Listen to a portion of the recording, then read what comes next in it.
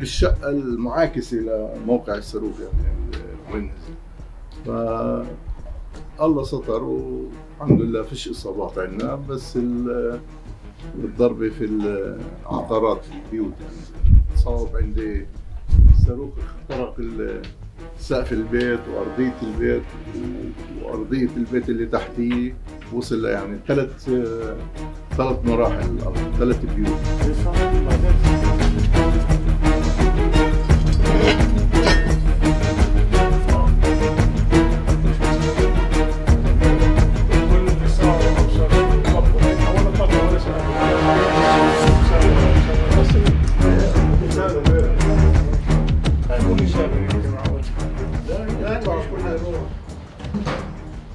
والمفروض انه هذه الحرب تتوقف، مش بس عشان يعني اليوم نزل صاروخ عندي لانه هذا ما بفيد حدا ولا اي انسان.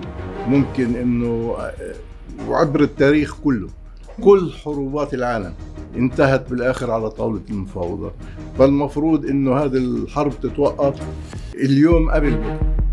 هيك انا حسب رايي من غير لهون سنه